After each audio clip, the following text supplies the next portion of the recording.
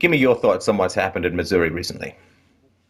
The This is the result of, I think, two dynamics at work. The first dynamic, and clearly the primary dynamic, is this is what happens when everybody gets a trophy. This is what happened when every kid is the smartest kid in the class. This is what happens when you're not allowed to lose a baseball game because we're not going to keep score. You know, the whole purpose of childhood and play is to determine how well you're going to do in the world, but mostly to get you okay with failure.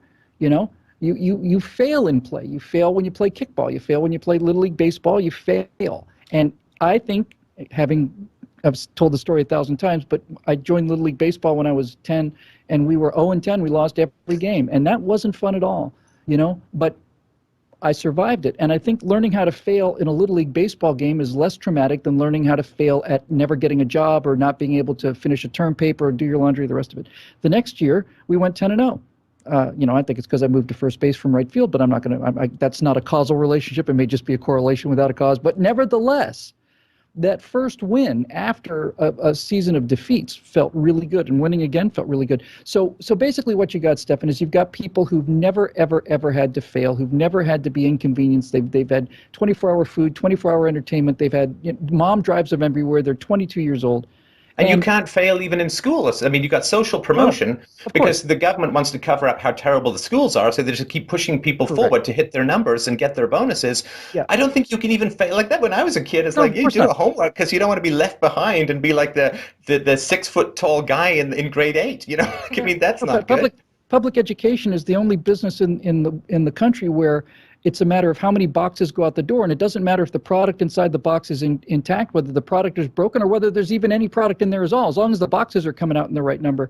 And not to turn this whole thing to arcade, but basically what's happening is these kids have no amygdala response. Since they've never been threatened with little things, since they've never had to deal with small threats, the idea of a big threat is unknown to them.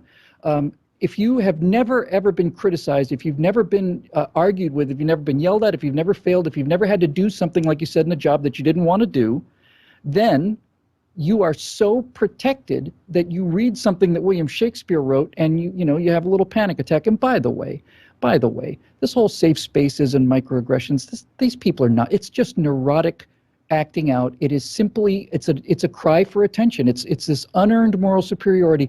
I read something that I found very offensive, and I think that I need to be protected against it. And me.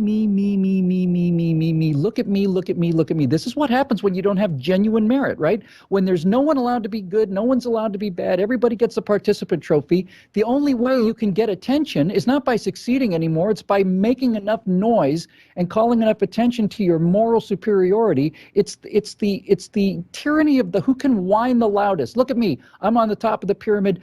I am not only a feminist and a Palestinian, but I'm a feminist lesbian Palestinian, and you, just as a regular feminist Palestinian, can't possibly connect to me. Aha! But I'm a lesbian transgendered Palestinian feminist, and that means that you are below me in the giant pecking order of things. And so what you really get, Stefan, is what's really driving this is it's an odd sort of thing, but it is just the kind of competition that human beings engage in since the beginning. And instead of competing economically to see who can be the most successful or trying to be the best in your business, the competition, the game now, as rules are structured so the winner is the person who gets the most attention by making the most noise about the most nuanced moral affront to themselves.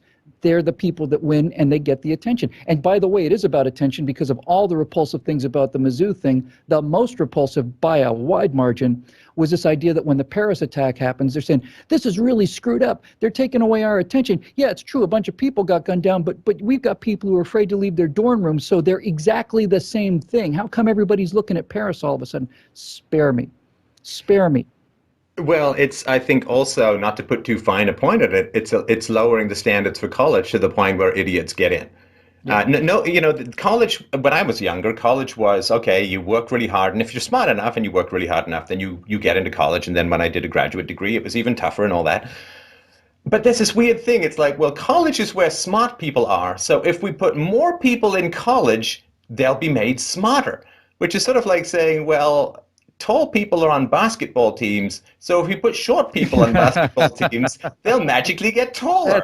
That's it. That's how we increase the average height of the population is by making everybody play basketball. That's Exactly. awesome. That's an awesome analogy. It's absolutely spot on. I'm going to steal that and I'll credit you.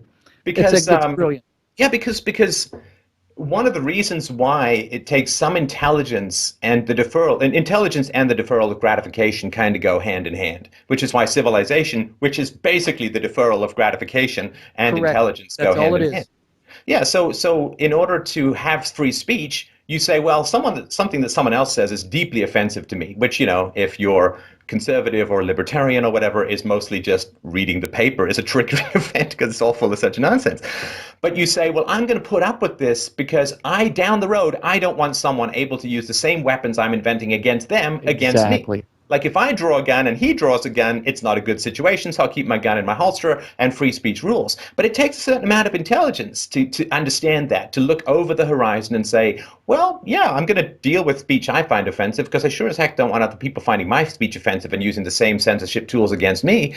But these people seem to have no idea of that, and I assume it's partly just because they're stuffing the pipe in college and just letting every idiot into college. And this is the natural result, that you have people who can't defer gratification, who can't recognize the long-term boomerang effect of their semi-fascistic policies, and who also can't figure out that if you turn something like the University of Missouri into some political self-castrating anti-white hotbed of radical idiocy, then Gotta write that down. your entire degree is going to be worth absolutely nothing. That's And right. you've ruined an entire institution for That's generations to right. come.